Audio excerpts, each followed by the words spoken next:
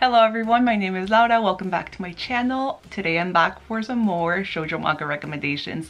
So this past week on TikTok Live, I asked what you guys wanted to see this week on YouTube. And you guys voted for Shoujo Manga recommendations that adults might enjoy. I did this video a few months ago and yeah, I'm so glad that people liked it enough for me to do it again. So here I am, back for some more Shoujo Manga recommendations. So I'm gonna start off with a series that I left out in that video, and that is a very popular series. I think you might know which one I'm talking about. It's one that left me ugly crying multiple times last year. I am talking about Fruits Basket. This is a masterpiece. It is such a beautiful story. Yes, it is very sad. You do follow a lot of different characters in this series. So if you do not know what Fruits Basket is about, you basically have your main protagonist, who is Toru Honda. She is a young high school girl who has dealt with a lot in her life. She's dealt with a lot of burden in her personal life, and then she takes on a whole lot of burden once she meets the Soma family. So yes, she is a beautiful, caring young woman who is very emotionally strong and incredibly compassionate. So I adore her. She's one of my favorite female characters in the shoujo series. Like, there is nothing that I can critique about her. Her character development throughout the series is one of my favorites in any shoujo manga that I've read. So yeah, I adore her. So the story follows the way she gets introduced to the Soma family and becomes basically part of the family. So then you have Yuki and Kyo. Here are your two male leads in this series. I relate to Yuki so much. His own personal arc is just so beautiful to watch that I can't help but be proud of him by the end of the series. So yes, I adore him to pieces. Kyo's character development as well. At first, since I relate a little too much to Yuki, he was very irritating to me, but the way he grows in the series, once again, you just feel so proud of them. You really do. So not only do you follow high school students in this series, you also follow the older Soma characters, Shigure, Hattori, Ayame. The way Natsuki Takaya not only introduces the main plot as well as all of the individual character plots, it doesn't make it too hard to follow, but you also get a lot more when these the main and the individual storylines like intertwine with one another. So yeah, you get so much out of this series, so I highly recommend you read it. If you cannot read it because at the moment a lot of these volumes are out of stock, watch the reboot. The reboot is done so well, and the fact that they stayed very true to, you know, the original source makes it even better. So yes, if you have not read or watched Fruits Basket, you know, added as a goal for 2022. Now for a series that I've mentioned quite a lot recently, but I just need to keep hyping it up. Let's talk QQ Sweeper and Queen's Quality. I've mentioned that this is basically the shoujo version of Jujutsu Kaisen, and in a lot of ways it is. You're in a world where you have they're not curses here, they're bugs, but you have very negative thoughts that need to be exercised, and there's a lot of action, there's a lot of there's some gore, and there's some romance in this, which we don't get in Jujutsu Kaisen. So in the world of QQ Sweeper and Queen's Quality, you're introduced to sweepers. So they're not Jujutsu sorcerers. In this world, they're called sweepers, and basically their job is to clean the world of these negative thoughts and these bugs, and improve the quality of life. So it's no secret that I adore this series. You just get so much out of this, other than, you know, your action and gore and incredible artwork. The plot is incredible, and it's not a predictable plot at all. Like, there's so many times that I'm caught off guard and I'm just like with my jaw on the floor because I was not expecting the turn of events that, you know, unfolded before my eyes. So in Kyoko Sweeper, which is the prequel series, you get introduced to the main characters. You have Kyutaro and Fumi right here.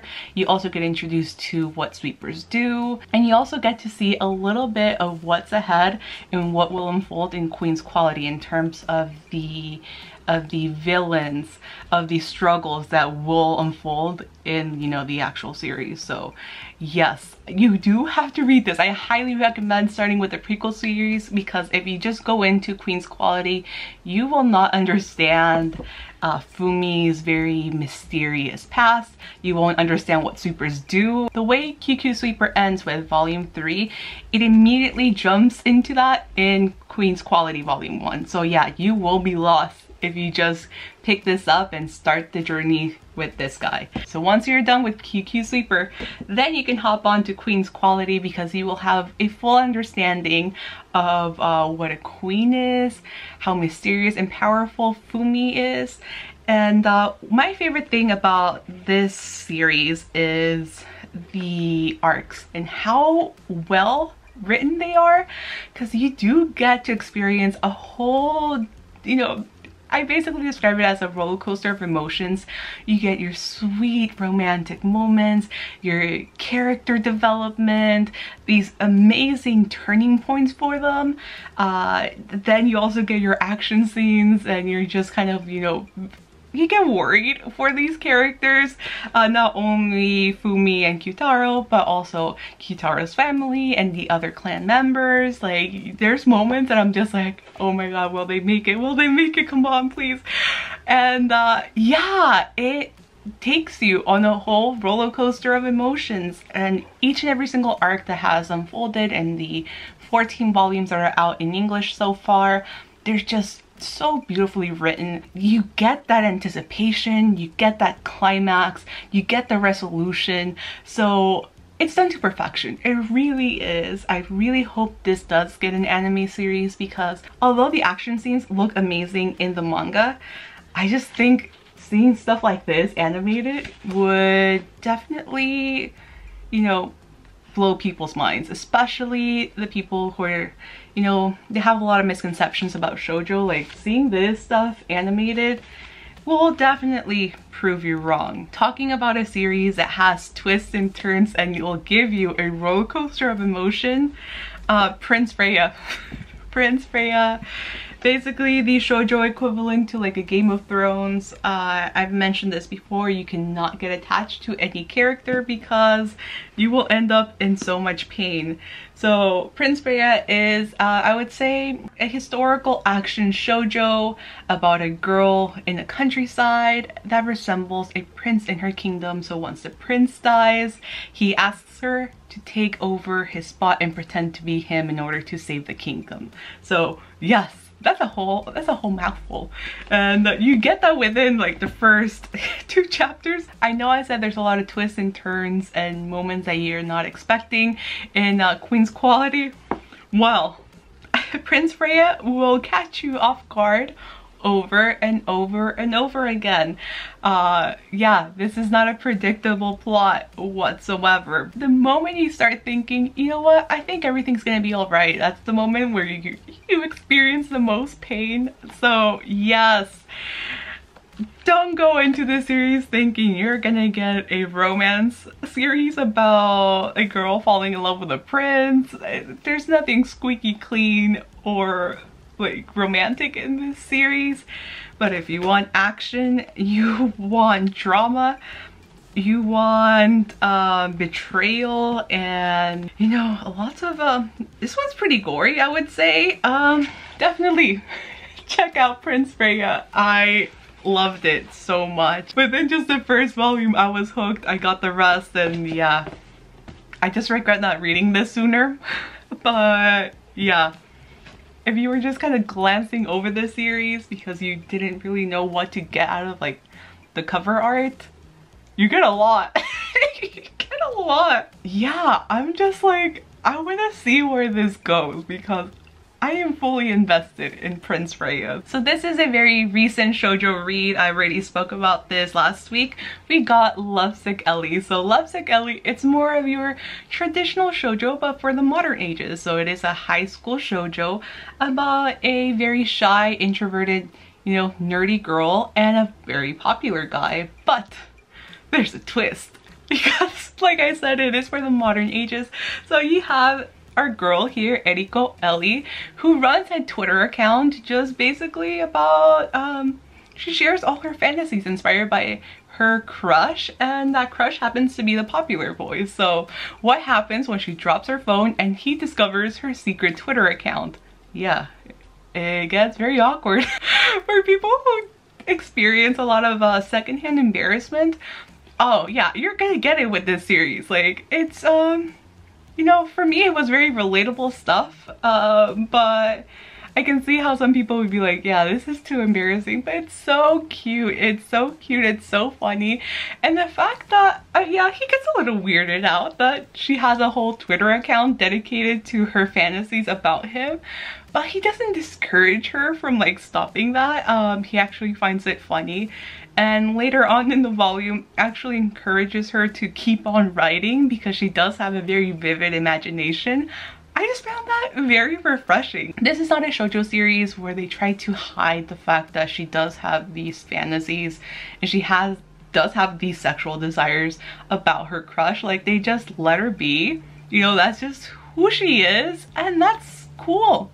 Yeah, I love that. I really did.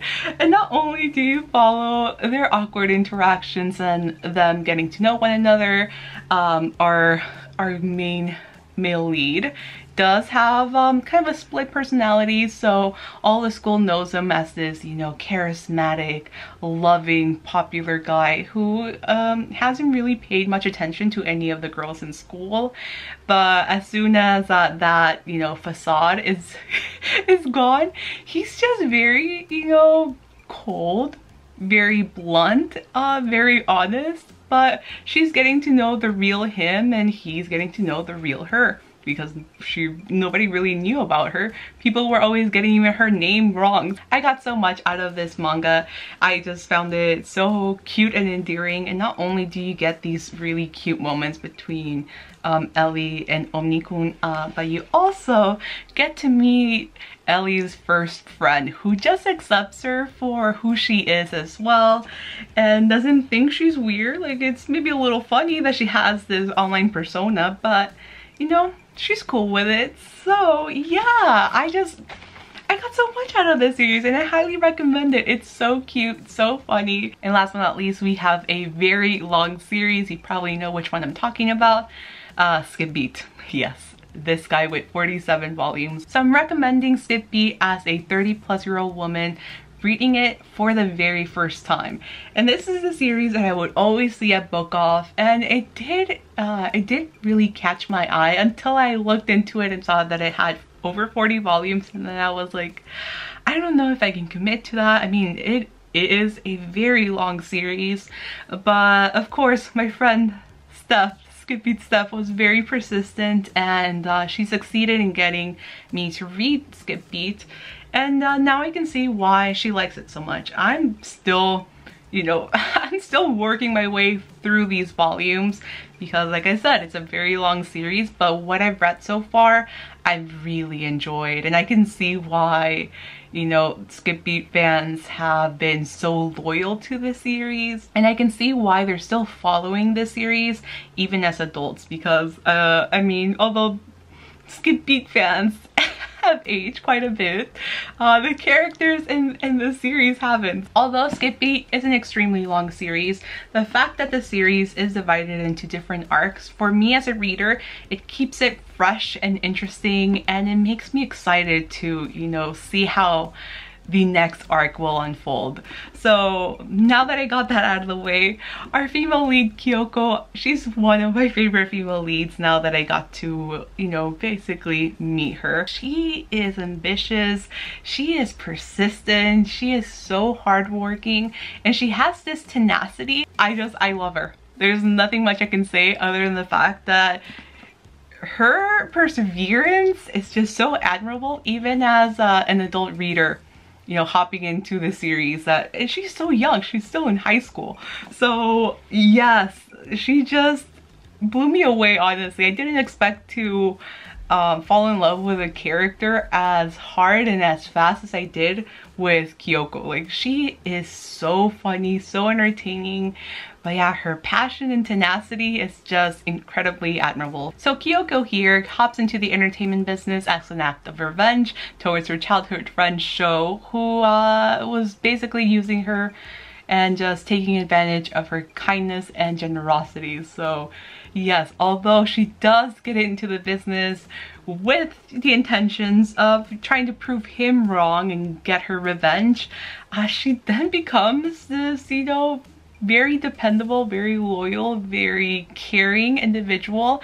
And her relationship with Ren, and I know I'm just barely like scratching the surface layer of the relationship, but I just love, and there's so much patience between these two. Obviously you need to have a lot of patience to hop into Skip Beat, but the way they're both little by little, you know, they're basically reconnecting, but she doesn't really know that. Yeah, the way they're both getting to learn about each other, learn to trust each other, it's just beautiful to see. Like, I don't know what else to put it, but there's so many moments that I'm just like, oh my god, they're just so sweet together. Ren, of course, is your dreamboat, and even as an adult reader, I'm just like, oh my god, Ren. But although he's a very, you know, dependable and respectable actor on the surface level, there is a lot more to his character than meets the eye, and you'll get more of that as you get along in the series. So yes, there's just you know, there's some romance, there's some drama, there's a lot of laughs as well. You also get to see all the friendships that Kyoko makes in the entertainment business. So yeah, there's just a lot to discover in Skip Beat. Obviously there's a lot to discover because there is so many volumes. So if you were intimidated like I was, just take it 1 3-in-1 at a time. But you won't be disappointed. It's just a long series, so you do have to be patient. But you know what? I'm really glad that I finally read it. So thank you, Steph, for, you know, pushing me to read Skip Beat. So that's it for my shoujo recommendations that I think adults would enjoy. I can definitely do a part 3 because I read a lot of shoujo even as an adult. So let me know if you've read any of these, and let me know what you guys would recommend to other adult readers. If you're brand new, make sure to subscribe to my channel, and I will see you guys very soon in my next video. Bye!